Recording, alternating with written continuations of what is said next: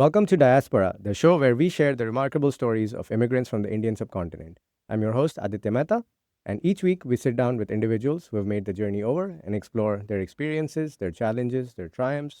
We delve into their unique perspectives on adapting to a new culture while staying connected to their roots. Today, we are joined by Shalabh Chandra, inventor and C suite executive in the healthcare industry. Originally from Patna in India, he's had an illustrious career spanning multiple countries, working with companies like Phillips and Quest Diagnostics and Space Labs Healthcare. He's also an IITN and a Wharton MBA, and we're going to unpack all of that today. Shalabh, welcome to the show. Thank you, Aditya. So, you're our second guest from Patna, but the first one who's like actually lived in Patna. Our other guest, Juhi, spent most of her life in Ahmedabad. So, question for you: what American city would Patna be? I would say, based on my experience, it'll be Cleveland, Ohio. Okay. Small city. When we lived in that city, neighbors knew each other. We would help each other out. It was really good at raising kids over there and so on. So very much like Patna, small city feel. Yeah. I would say that Cleveland is a little bit past its prime in the sense being from the Rust Belt. Yeah. I've been there several times for Amazon work, but I don't think Patna is like that in the sense it's a growing city. And as with India, rest of India, I mean, being from Bombay, I call it rest of India. I don't know much about Bihar and Patna. It's one of the few states I haven't been to, but the stereotypes are very set that it's a less developed part of the country. There's a certain lawlessness in UP and Bihar. Yeah. But from what you describe, people get on with their lives just like they would in any other city, right? Yeah. No, absolutely. I mean, I think every city, every country, every company goes through their ups and downs, right? Yeah. So if you think about Patna and Patliputra, right, that Yeah. was the capital of Ashoka. Yeah. Ashoka was in 200, 300 BC. Yeah. He was the one who united most of the country. Yeah. So, and Buddhism started, and he actually pushed for making that a religion and driving that. So, Yeah. a lot of history in Patna and Patliputra and Bihar. Bodh Gaya, Yeah. it's in Bihar. Yeah. So, a lot of those things are great. But what happens is, over a period of time, when all these things are structured and set up, when new wave comes in, it's Yeah. very difficult to change that old and make Sure. a new wave. So it's one of those cycles that Patna is stuck Yeah. in. But I think now it's coming back up again, as you said. I was reading a book by William Dalrymple about ancient India and its influence on the world, Yep. which is probably not very well known. And all these were actually very sophisticated cultures and very prosperous parts of the country centuries ago. And somewhere, I guess, with the colonial times, the downfall began. India is changing a lot right now. And I can see it in all the places I go to that there is a certain scale that is there in India now. There is a certain excitement. So, have you been going back regularly and do you see that kind of transformation happening there as well? Absolutely. Absolutely. Also in the mindset, right? We were in a mindset earlier that was more of being ruled. Yeah. And now it's a mindset of, okay, we can do this and do a better job at it Yeah. ourselves. So I think I can see that happening. That across was the board. very intentional by Right. the British Sure. because the word for the government, sarkar, is the same as the word for master. And Very good. there's another book called The Case for India by Will Durant. He's an American who visited India in the 1920s. It's a very short read, 100 pages, very difficult to find.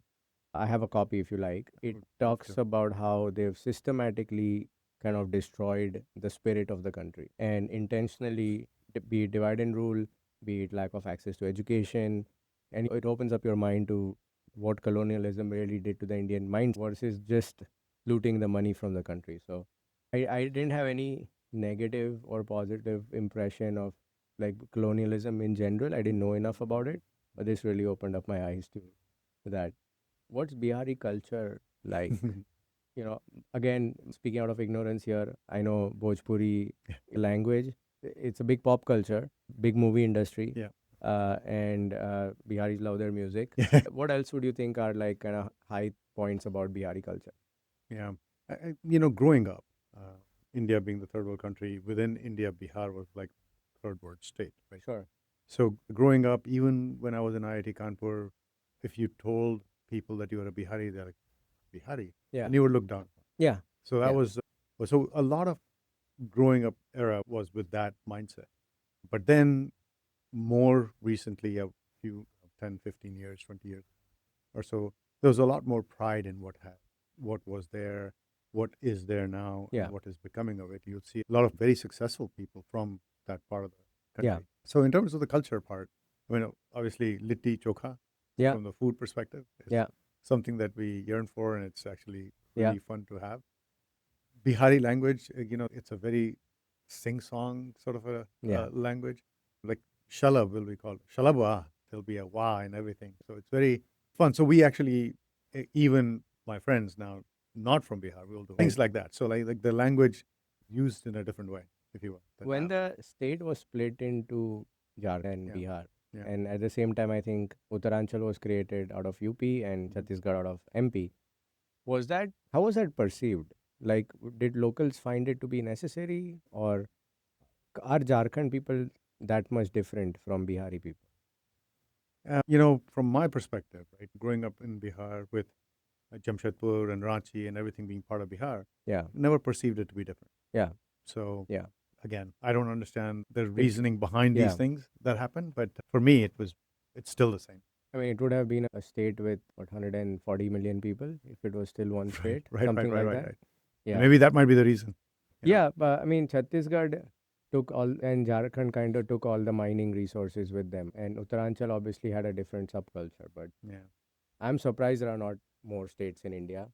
Maharashtra has over 100 million people, right, UP has right, 160 something right. million. They would be top 10 populated countries by themselves if they Yeah. were, you know.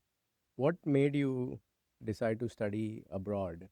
And preface to that, what was your educational journey? I think you've spent some time in Yeah. Delhi as well. And Yes. then how was that experience and what led to then deciding to study abroad? Yeah.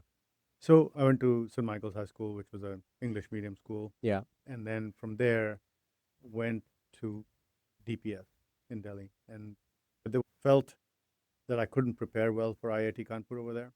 And just the interactions with the teachers and stuff were not as positive as I thought it would be Yeah. the first time away from home. So I talked to my dad and I said, well, I want to go back to Patna. Well, all the admissions had closed by then, so I could only get to, I hate saying this, but second tier school. Yeah. The only way out from a second tier school was to do well in one of the competitive exams. Sure. And I was always good in math and science, so IIT made sense. So worked with the professors. The professors in that second tier school even were very, very, just that the cohorts were not that great. Yeah. So 5 of us decided to work really hard, get into IIT, and all 5 of us, 4 of us in the first attempt, and another individual the next attempt, we all got into IIT. Wow. And we all actually went to IIT Kanpur. Was it as competitive back then as it is these days to get in? I would think so. I Yeah. mean, maybe it's even more competitive now. But at that time, we were about 70,000 people applied and 2,000 would get in. Yeah.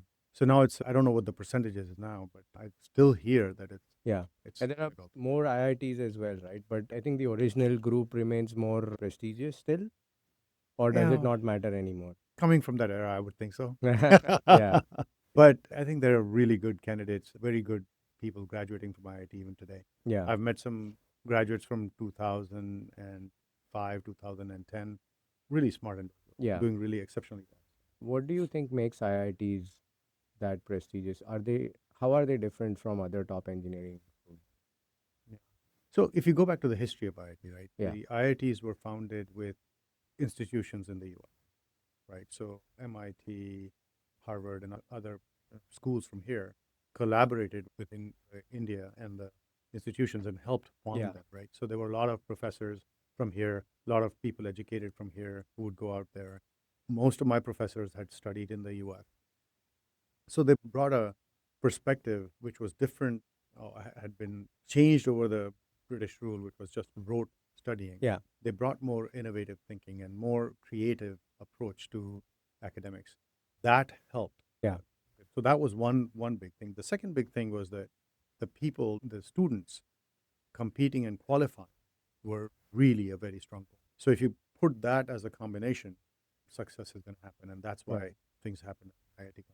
Would you say the research focus also helped? Because that's not usually a thing in India with higher Yeah. education institutions, Yeah. but it is a thing with colleges here. And I feel IITs are more research oriented than the average Indian institution. Yeah. True. Having said that, IITs were focused on PhD students and master students, but most of the resources for IIT was focused on the undergrads. So they Okay. were the professors. Like, what happens is when you have institutions that become big and are focused on research, they will have like students teaching courses, and then professors will come in for certain things, or professors Yeah. will teach the courses, and the students will be the TAs, or others would be doing the sessions, the smaller sessions. Yeah. In IITs, the whole focus was on the undergrad students, and the professors taught the students, and they come with significant number of years of experience, so they know Yeah. how to guide the students, because it's not just about teaching, it's about teaching the process of learning. Sure. And having done that over many years and having that experience, they will always do a much better job than if you had a TA come in, 3 or 4 years or 2 years out of school, trying to teach kids how to learn. So there's a lot of advantage from that perspective. So yes, research was there, but the focus was on undergrad, Got it. and that's what led to the undergrads doing exceptionally well. Yeah. Was it the IIT Kanpur a nice campus, like a large campus, good infrastructure? Amazing. I mean, at that time when I moved to IIT, I mean, we had mainframe computers and stuff, which were only in a few institutions, even in the US. Yeah. So very good infrastructure. It was a city in its own. Right. So we were about 30, 40 minutes away Yeah. from the city, Yeah. from Kanpur city itself. Yeah. And the campus was all enclosed, and restaurants, Hmm. barbershops, everything that you would need to live Yeah, IIT Bombay also I think has a campus like that, but there. eventually the city just kind of grew up around it, and now it's very much smack in the middle of the city. Yeah. So after your IIT time, did you immediately go abroad to study? Yeah, so, one of the things that IIT was at that time, and this was not planned, you go there, more than half the people are going coming to the US Mm. for higher education. Yeah, In my case, the final year, I had a professor come down from Berkeley. He was creating artificial arms based on all the electrical engineering concept, but he was a biomedical engineering. So I realized that, oh, that'll be great to learn. I've already done electrical engineering, to apply that to the human body. hmm, So decided to switch to biomedical engineering. And for my case, there was not much of biomedical engineering education in India at that time. So coming to the US made sense. But I would tell you, out of 200 kids in my class, 120, 150 came to the US. yeah. So it was just a norm. I forgive you for going to Ohio State, but was that a deliberate choice? Was it a program? Because I know nobody's excited about Ohio. Yeah. I'd like to think, but what attracted you to that university? That's funny. I mean, the whole process was interesting. My uncle used to live here in Chicago, and my parents, my father didn't have enough money to kind of even do the application fees, right? Yeah, So I actually filled up 10 applications, sent it to my uncle, and he decided and picked wherever he sure. sent it. And I think Ohio State was one of them. Yeah, And when I looked at the program, two things were really unique about Ohio State. One, it had a biomedical engineering department at that time. And two, they gave me a full fellowship yeah, to come there. okay, So not only just admission for the paid for the fees, yeah, but also paid me a stipend. yeah, So yeah. those two made my decision to come here. I've had guests go to some off the beaten path universities, Yeah, like the University of Nevada, Las Vegas, or University of North Dakota State. And it's usually, a scholarship is one of the reasons. But I want to point out to our listeners one thing that, you sent it to a relative, an elder in your family, and they took a major life decision for you. And in India, which is a high context culture, that's common. yep, Whereas here, someone would be like, I would never let someone else pick my. right, But in our society, the inherent trust we have in our elders, absolutely. and that also comes into things like choosing your spouse. Like in my grandparents' generation, they met each other the day of the wedding. So it just speaks to how high context culture India is. Yeah. And to that point, I mean, I trusted my uncle in making the right decision for me. He knew who I was to a large extent. He knew where Yeah, I would fit in. yeah, So I'm grateful to him, because Ohio State enjoyed it thoroughly. And the best part that I enjoyed about Ohio State was on Saturdays, I could go to the library during the football season, and there was nobody there. nobody there. Yeah. because I didn't understand football. Yeah. I understand soccer. I played soccer for IIT Kanpur, Yeah. but I did not understand football. So for me, football was the time to kind of go study with no Yeah. disturbance. Interesting. Today, that's a different story. Yeah. I'm a big fan of Ohio State for Yeah. football. I became that about 10, 15 years after I left Ohio State. No, I went for my undergrad, and two, I had a friend from San Antonio who played high school football. So we would go to all the games Right. together, and he taught me the rules. And I can say I know football rules as good as I know cricket rules, like the nuances of the Wow. game, right? Mm. Like if you're in cricket, you need 12 runs in four balls. You know all the possible outcomes and what can happen from here. So the same level of understanding I developed for football, where I can see the formation. I'm like, oh, they're gonna fake the punt now. Things like that. And I'm very grateful to that friend of mine. And I've been a Texas fan for 20 something years now. And my son is a big Texas football fan because of me. Oh, really? And the other thing was Texas was a really good team at that time. So all the more there was reason to be interested in it. I've always loved stadium atmospheres, but I would dare say that college football sometimes beats cricket in the atmosphere because the crowd is coordinated. In cricket, we generally don't have that. Yeah. It's maybe a Mexican wave here and there, but in football, it is, this is what you shout at third down, this is what you shout at defense. So that really adds to the atmosphere Yeah. a lot. Yeah, and actually, I would tell you, I never went to a football game at the Horseshoe while I was there. Yeah. My first game, and I was embarrassing because I became the external advisory board member for biomedical engineering at Ohio State about 2 years ago. And I was there, and the dean said, "Well, let's go to the game." I'm like, "Sure." And then she asked me, "When did you go to the last game?" And it was very embarrassing. So I had to And tell it, her it that, is one of the great programs. yeah, totally. So Yeah. I had to tell her, I said, a long time ago. I don't remember. Yeah. So yeah, but I've enjoyed football. And actually, to your point, my son, my younger son, he's 23 years old now, but he's a much bigger fan of Ohio State than I am. Yeah. And but he didn't He go never to. went to Ohio State. He went to Wow. USC. So when there's a, Ah, Ohio you're State game versus you're the USC game, he would wow. prefer, he actually goes for Yeah. Ohio State. So when Texas won the national championship in 2006, I was in India, and I paid $400 in those days to get a satellite uplink done, and the thing wouldn't work. So I caught the last 3 minutes of the game, which were potentially the greatest 3 minutes of that Wow. game and probably of college football. So That's let's take a break right now. When we come back, we'll continue talking about your days in Ohio State, how you transitioned into your career from there. So stay tuned, and we'll be right back after these messages. Welcome back to Diasporaa on KKNW, where we share interesting stories of first generation immigrants from the Indian subcontinent. We are talking to Shalabh Chandra, inventor and healthcare executive. Before we get back to talking to Shalabh, I want to take a moment to remind you to subscribe to our channel on YouTube. You can find all our episodes in video format there, right from the first one. So, you were at Ohio State for your master's, and what was your next step after college? What was the first thing that you did? so when I was coming from India, my plan was I'll do my PhD and then go back to India and teach like the professor who had come back. So that was my plan. And had applied for PhD admissions, gotten into Purdue, also had an admission at Ohio State. My advisor at that time told me that, oh, you know what, you should go and look at Cleveland Clinic. There's a position open there for a research engineer. And I told her, look, I want to really pursue my PhD. And she's like, oh, just give it a shot.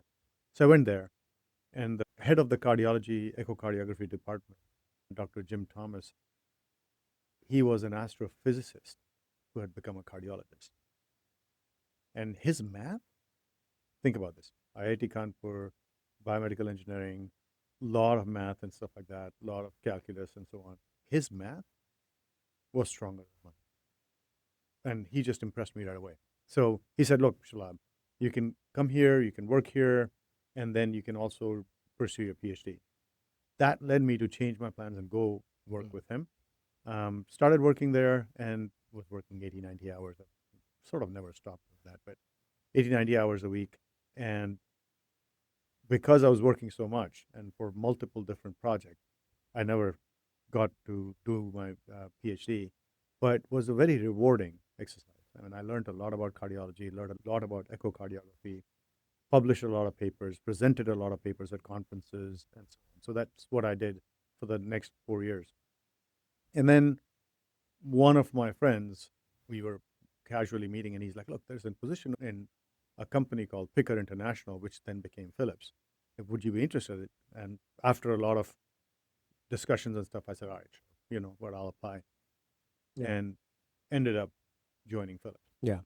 in the CT division. Tell us about the interesting thing that you invented at Phillips. Yeah, so that's what happened is that now I've dealt with cardiology. I Yeah. understand cardiology, and I know cardiologists, right? Yeah. I moved to CT division, and this was within the first year. I was like, well, why can't we build cardiac CT? And I was laughed at because, Shalabh, you don't understand physics of CT. You're defying the physics of CT. It's never going to work. And my boss actually found a guy who had tried this 17 years ago to talk to me. He gave me his paper, read the paper, understood what it is, understood what the flaws were with the approach, about 20 things that had gone wrong, why it couldn't be done. In the meantime, what I had done by me just talking to people openly about why can't we do cardiac CT, cardiac CT, cardiac CT, I found two other people. One was a phenomenally, actually a genius, Dominic Heuscher, reconstruction engineer, so reconstructing the images for CT. And the other one was an electronics engineer, one of the best electronics in CT as well. So the two of them, Dominic, me, and actually three of us met and said, why can't we do it? We should do it. So when the paper, that individual talked to me about the paper and why the 20 things wouldn't work or didn't work for him, I met with these two guys and said, well, what do you think? And over the 17 years, things had progressed a lot in CT that Sure. 15 of them we knew that we could solve. 5 problems, issues that he stated we could. We didn't know what.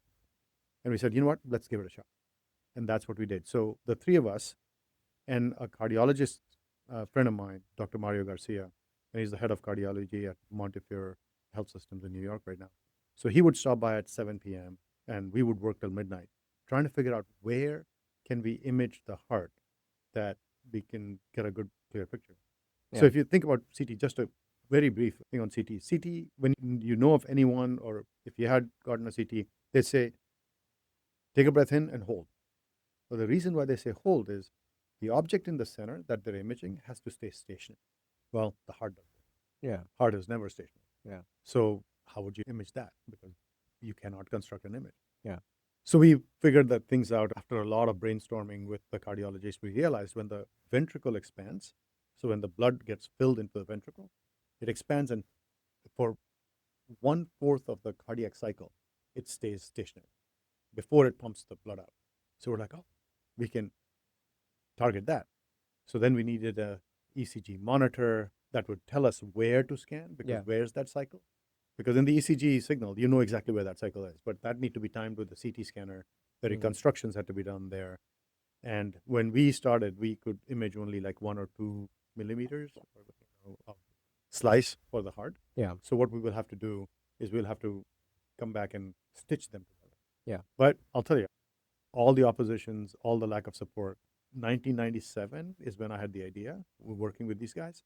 And by 1999, we were presenting in Austria, in Vienna, our solution and success. Wow. Very fascinating stuff. So, do you have a patent? Yes. Just a couple of episodes ago, I learned about patents. Does the company share the spoils of the technology with the person whose idea it was, or do you just get a little cube which says innovate or whatever it is?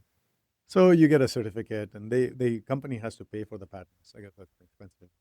As a inventor, at that time, if I remember right, we got $750 for the Wow. patent. So I got 3 patents. I got about 2,200 Okay. or so money. I'm gonna That's guess Phillips made a little bit more than that. As a matter of fact, what I talked to the general manager, who was at that time, and he had presented, Phillips actually gained 3% market share Wow. because of what we did in CT. So hundreds of millions of dollars gained in Yeah. that stuff. Yeah. But I have to give this to Phillips as well. So yes, that was only 2,250, but that leads my tour right to the business. Yeah. I actually asked my boss and said, look, I've invented this, a lot of market share gain and so on and so forth. Academic centers we could get introduced to and now win deals in academic centers for Phillips. well, can you at least pay for my MBA? Yeah. Executive MBA.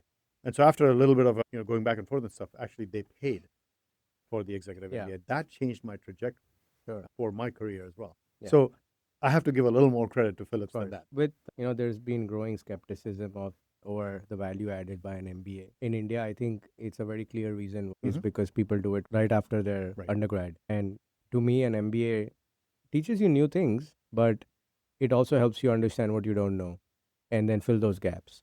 And to do that, you should have done something to relate back to, Yeah. which is work experience.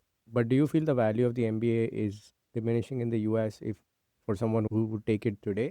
And if so, how would one mitigate that and ensure they get more value? So let me tell you about my experience, and then I'll relate Yeah. to that question real quick. For me, think about this. For the first 12 years, I'm a research scientist. The Yeah. only thing I know how to do is research, publish papers, patents, things like that. Yeah. When I joined MBA, I didn't understand P&L. I didn't understand cash Right. flow. I didn't understand balance sheets. I didn't understand any of that. Yeah. So for me, it was a huge. I mean, I wouldn't have been able to switch my career if I hadn't gotten an MBA. So for me, significantly useful. So it depends on individuals as well. Having said that, if you look at the general terms, nowadays, what you learn by, both my kids are in startups, right? The amount that they learn being part of a startup, the practical knowledge that they get about running a business and what it takes to run a business and be Yeah. successful is a lot more through their experience than I would learn in an MBA course. Having said that, there's one advantage of doing an MBA, especially the way I did it, which is 10, 12 years after I started my career, is that in an MBA, you're not, and you mentioned this earlier, the BNI analogy there. The MBA is not just what you learn from the professors, Yeah. but significant amount is your cohort, Sure. the people that you meet, Yeah. the networking that you do, and so on. And that has been absolutely significant. Yeah. And I say it's like a buffet where you pay a price to get in, Yeah. but then if you go hungry, it's your fault. Yes. It's up to you how much you draw out of it. I Yeah. had people in my London Business School class where during the class they were working because their employer had sponsored it, and then they would not come for any of the social events. They would not join any of the committees and the group. And then at the end, they were like, "Yeah, this was not a transformative experience that they claimed it would be, but you have to do something as well Absolutely. for it." I was the last guy to leave every networking event during it. I really maximized the whole experience, and it really the ROI has been more than recovered in a very short time. See, what you mentioned is very important, right? That mindset. So for me, when I started the course, we were doing Finance 101, and I was sitting next to a guy who was the VP of Finance Yeah, in a company. And we were talking, and I said, "Look, I don't understand that." And he's like, "Look, you've never seen a P&L, you've never seen this, you've never seen that." I'm like, "No." So for a minute, I was like, "Oh imposter no, syndrome. this is really bad." Yeah, And then the next second, I was like, "You know what? I will learn the most. I will have the most to gain in here yeah, through this process." Yeah. And then the second part that you said is about building that relationship with the cohorts, yeah, spending the time networking, spending the time going for Philly cheesesteaks sure. when I'm a vegetarian. So I go there at 2 in the morning with my friends. Yeah, Well, everybody's getting Philly cheesesteak, and I'd get to the window and say, "Can I have a Philly cheesesteak, but can you hold the steak, please?" yeah, So after a few times, they were okay, but the first time they're like, "What?" yeah, So we'll charge you the same amount. Okay, that's all right. But it Yeah. was really about that relationship, Yeah. about that networking, yeah, and that really pays off. So Yeah. the attitude that you brought to the table is exactly what people need to have these days. yeah. My wife did her MBA from the institute called NMIMS in Bombay. It's a Mhm. very well-known MBA program. yeah. She majored in pharma marketing. So she benefited from the brand name, Mhm. the pharma-specific program, and she benefited from the cohort because now those people are all over the world in different pharmaceutical companies. But she didn't gain the knowledge aspect. And for me, it was a executive program, and it was 1 week every month, and then back home. And this week could be in London or Dubai or New York. So I was live implementing things in my business while learning. Once there was a negotiation strategy class, which is one of the most popular classes of BS. I learned something in the morning session. I changed my pricing for a contract I was going to bid on live. And Wow. by the evening, I came back to the professor and said, "We got the contract." So my ROI was kind of exponentially, it was on steroids because of that nature of the Wow. program. Oh, that's great. Yeah, I'm so grateful for that program and the fact that I did it, and that I was the youngest in the class. And like you said, I had the most to learn. I went in thinking, like I must be really good to get into this program. And then I see a billionaire, I see an ex-astronaut, I see a private equity turnaround CEO, and I see the Disney Middle East chief marketing officer. And then I'm like, yeah, no, I don't know how I got in. And then one interesting thing happened, like you said, I was sitting next to the ex-astronaut. He was running I think the Rolls-Royce jet engines factory at the time, if I remember correctly. It was 10 years ago. And I was like, I had never worked in a large company. So I was blown away by like, how does that even work? Like, how does a factory work? How do such large multi-year projects of developing new jet engines take? Like, I was so blown away. And he was like, how do you just go out and quit your family business and start a tech startup? Like, I could never do that.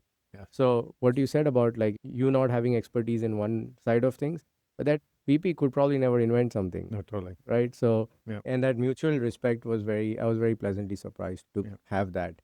And I've had a couple of people on the show from London Business School, from my cohort as well, who live in this part of the world. And they were the type of people like me who just really went out and networked nonstop.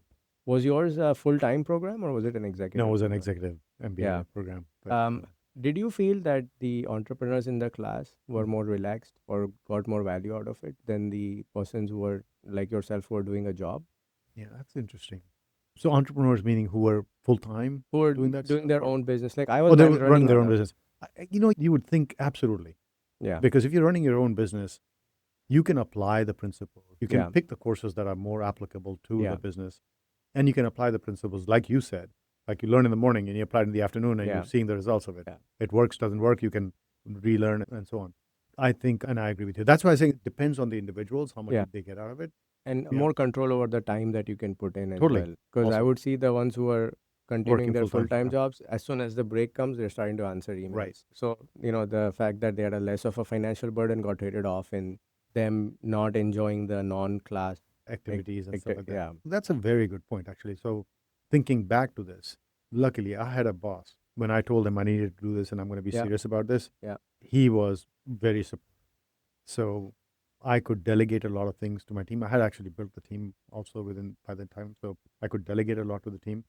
And I leveraged the time, luckily for me, because I needed to. Yeah. Otherwise, I wouldn't have gotten as much out of it. Yeah. So being a scientist to a business world Yeah. was a massive Yeah. switch. Yeah.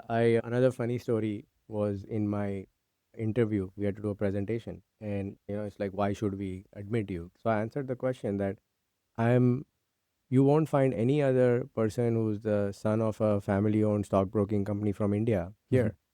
And that's a unique perspective. And on my first day, I think my first elective, Uh-huh. sitting next to me was a guy who was the son of a family-owned stockbroking company from Bombay. From India. So I said, so much for that. Oh, but you did bring unique perspective. I mean, there was two of you out of how many? Yeah, the good part was that you could have up to 45 different cohorts in one elective. So he was from one of those. Oh, okay. So a different Yeah. cohort. Different Okay. cohort. Ah, there you Actually, he go. did the full time. So you had the full times, you had the masters in management Right. guys, you had the Columbia program, Asia cohort. I was part of the Dubai cohort. You had the locals, Right. you had the New York cohort. They would all be there. And then because it was 2 cohorts a year, Mhm. you could have people 2 cohorts back and 2 cohorts front, all in the college at the same time. Right. And then you had the exchange program folks. So you had people from Wow. like potentially anywhere in the world in that. And because it's the UK, it was 89% international. Versus here, even a Wharton might be 35% Right, international. right. So all those things really added up. I only applied to LBS and on June 1st, and June 9th, I took my GMAT and with the printout, went on a flight to Dubai. And then June 21st, I was in. It Wow. was extremely fast. Oh my God. Most of my major life developments have this path. It just, my Canada PR took 3 Impromptu. weeks. Yeah. 3 weeks later, I had PR and I was going to move to Canada. Oh. With that, let's take our second break. And when we come back, I want to talk about the time you spent working in China and some of the interesting hobbies that you have. So we'll Okay. be right back after these messages. Welcome back to Diasporaa on KKNW, where we share interesting stories of first-generation immigrants from South Asia. We're talking to Shalabh Chandra, Senior Executive in the medical devices and healthcare industry, Before we jump back into the conversation, if you like listening to our show, please consider following us on Instagram or leaving us a 5-star review wherever you listen to your podcast.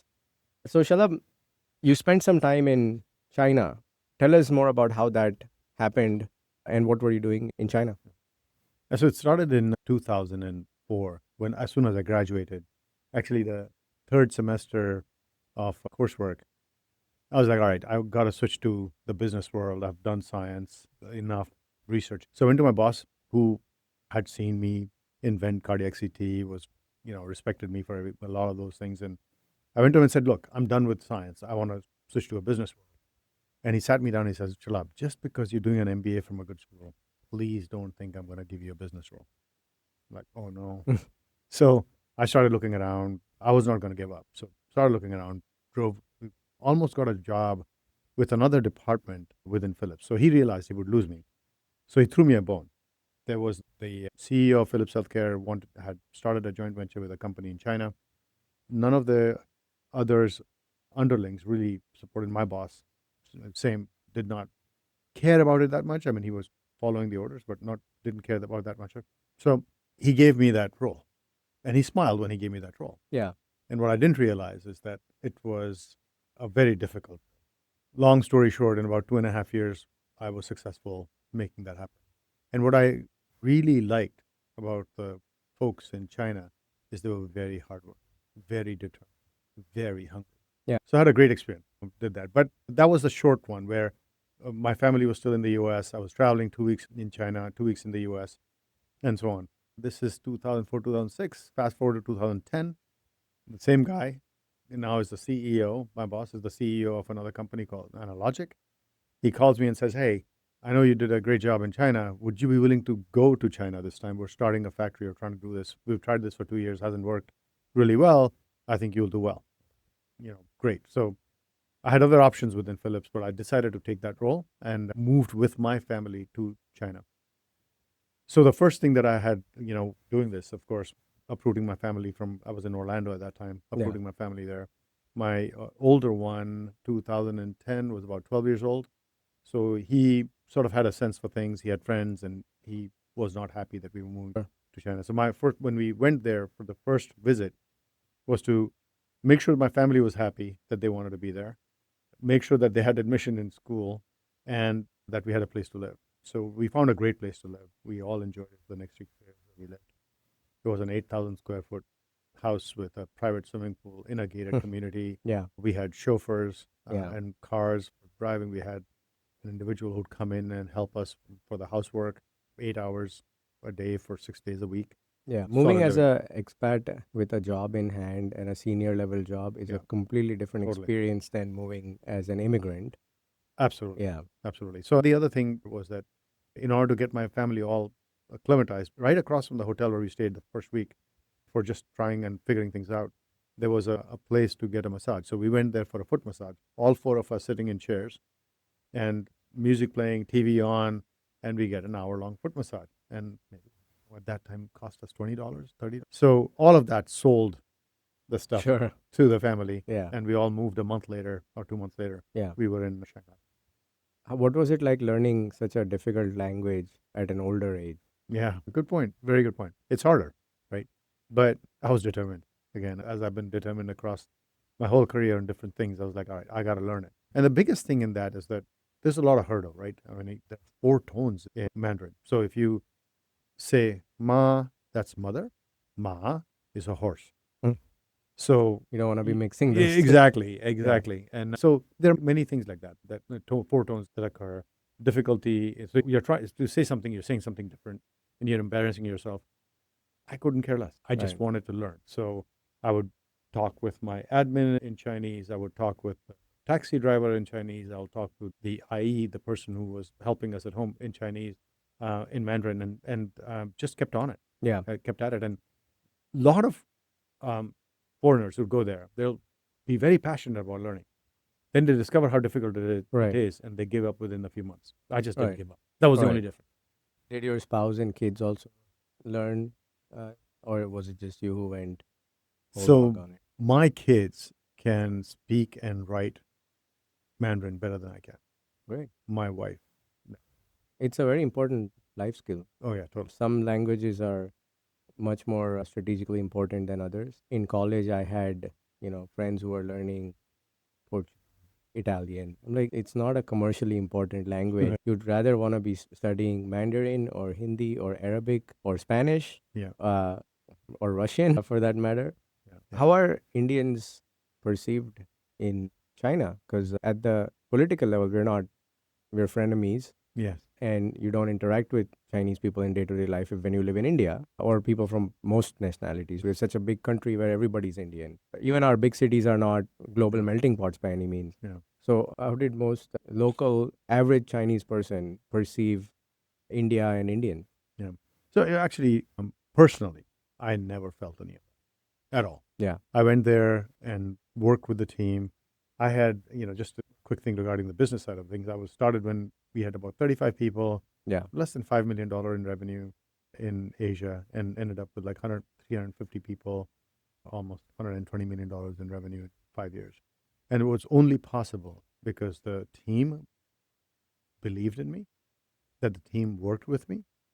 And of course, I had to, in the beginning when I went there, people said, well, your leadership style is not going to work because they just want direction. And yes, did I feel a little bit of that in the beginning? Yes. But very quickly, Yeah. based on the way you interacted and the way you talked to them and what I did with them, Yeah. all of that changed and was as if you were in the US, right? Yeah. They were very responsive. They would tell me where I was wrong. They would work with me. They would do everything possible. As a matter of fact, when I was there, even when I left, there was a wall that the HR had created, and I was in the middle of the picture, and there was pictures of people, and it formed a symbol of love. And when I left, I said, "Look, you should take that out. No, you're the father of this place, and you'll stay here as Yeah. long as this wall is there." So Yeah. that's the kind of relationship I built with my team, Yeah. and I'm still very, very close to them. Was there curiosity about India and Indian culture? Totally, totally. But I had a lot of fun with it too. So one time in a team building session, and I hope my wife doesn't listen to this part, but in the team building session, we were there as a group and we were talking about the culture and spouses and stuff like that. And I said, oh, yeah, no, Indian wives are very different. They're like, how so? It's like, look, when I get up in the morning, breakfast is served on bed. Everything is ready for me to take a shower, right? My breakfast is, when I get down, all the clothes are ironed and everything is ready for me. When I come home, she presses my feet and there's a rose petal laid all the way to the bathroom for me to kind of wash my feet or do whatever. And they were like, wow, really? That's how Indian wives are. Well, it lasted about 2 months till they met my wife, and then everything collapsed on Right. that. So it was just, we had fun with them. Yeah. But it was culturally, they're very similar. Mm. It is a high context culture, like Exactly. India is. Very similar. Yeah. I'd say very respect for the elderly, building relationships and working through relationships. And in any business, you have, of course, your product has to be good, but there's also a relationship part that works, Yeah. even in the US. Yeah. And that's pretty high context there in terms of relationship. And what I believed, what I learned from my experience through born and brought up in India, living in the US for the longest time, and then lived in China for the longest time, being embedded there, three most populous countries. Yeah. What I learned is that people are exactly the same. Sure. They have a heart and a mind. And if you can engage with them with that perspective, it doesn't matter color, race, Yeah. gender, doesn't matter.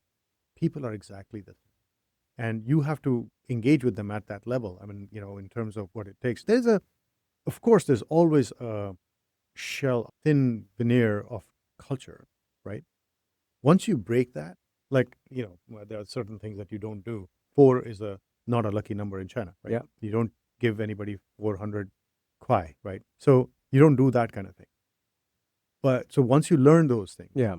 and you break that veneer, you've got a human being that you're dealing with. And that's how I dealt with. And I had a lot of success, and they're still very close to me. They are like family to me. It makes sense.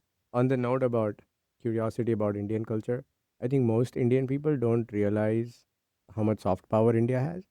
And I think people get surprised when they see a foreigner who knows about Bollywood, for example. I had gone to Indonesia and Bollywood is huge there. And all these people start singing songs from Kuch Kuch Hota Hai. And for us, it was just very pleasantly surprising that, Right.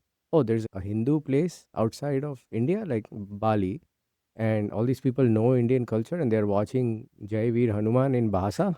So most people in India don't realize until they travel extensively that Right. the world, and it's a mostly positive image. Right. We're not associated with, I mean, we're associated with yoga and software and Bollywood. These are all positive associations. And our Right. food, for Right. example. Right. So, No, I agree with you. I mean, that's exactly the experience I had there as well in China. I actually enjoyed it a lot, built very, very strong relationships. There was also an expat community, which was all different people. Actually, yesterday, I had a friend of mine from Shanghai. The husband is Danish and the wife is Lithuanian, and their son, they all were at our place after, I don't know, many years. But it's just had yeah, created a community, Yeah. not just with the local Chinese, but also with the other international expats. community. Yeah. And Shanghai would have a lot of people from Lot all of over the. Out of the, the numbers that I remember, out of 23 million population, 1 million were expats. Oh, wow. Yeah, That's huge. significant. For such a large country, Yes. that's a very huge Yeah. number. And the other thing is that the experience I had with the government as well was very positive. They would always, from time to time, come and visit me and say, how can you grow your business more? What can we do to support you? Interesting. It was very positive Yeah, across the board. that's good to know. The only place I've felt that with the government in India is in Gujarat. In general, things are getting better at a national level in terms of ease of doing business. But Gujarat, I've always felt that. Wow. I had an interaction with Mr. Modi when he was Chief Minister of Gujarat. I was part of a business delegation from Bombay. He was so well prepared. He answered everything with data, and he didn't talk about other political parties. He didn't talk about. So one person was trying to establish a manufacturing unit for a storage warehouse. And he said that, oh, we're trying to get this permit and we've had a lot of trouble with it. So as the chief minister, he says, I apologize for the experience you're having in Gujarat. And this is the single window clearance for these types of projects. You reach out to them and they have a SLA to get back to you in 48 hours. And and this was like early 2010s. So I was very, very surprised by And no that. wonder he's making a big difference then for the country as well. I could do a whole separate episode on the way things are getting transformed in India right now. I can really see the scale. Earlier, if it's $1 billion company, you've heard of it. Now there are, $10 billion companies you've never heard of. True. You have an interesting hobby, which is biking. So tell me more about your recent biking exploits. I think you went somewhere pretty close by on a bike recently. Yeah, so I used to bike when a lot younger. But then family happened, kids happened, and all that stuff, and stopped doing a lot of that. And so gave up biking because of the kids, and actually got back into biking because of my kid. We were, on a vacation coming back, and I talked to my older son that I'd like to do this STP, Seattle to Portland, and we talked about this, and then he said, "Well, Dad, if you're serious, let's do it." I'm like, I'm too busy. Maybe next year. And he said to me, Dad, you're going to be a year older next year. Yeah. I'm like, oh, okay, let's do it. Yeah. So we signed up, right? And I had no clue how to train. We somehow got a group, one of the groups, Asha group, which is actually part of a group that trains with the Cascade group that organizes the whole event. Trained with them, phenomenal group of people. I was able to do it in 2 days. And the next year I came back, I'm like, why don't we do it in one day? So 2023 was my first time when I did it in 2 days. Then last year I did it in one day. This year I did it in one day and shaved off about half an hour to 45 Wow. minutes of the time. Yeah. Right? Thanks to my team. Yeah. It was really good leaders and people working Yeah. with me. I hear you're trying to recruit our common friend Aaron to do it with you. Yes, actually, yes. Aaron has promised that he will do it with me next year. Yeah. So I'm actually recruiting for that. I'm very passionate about biking. I also want to explore going out and doing it in other countries as well. And my son Yeah. is very willing to do it with me. Yeah. One of our recent guests, his name is Khaja Ahmed. He's a cybersecurity expert. He spent several days in Europe biking around with his friends Really? recently. Oh, Yeah. I should connect with him and find Yeah. out. Yeah. Let's move into our weekly segments. So let's spin the wheel and see where we land on. So this one is called Mango Memories.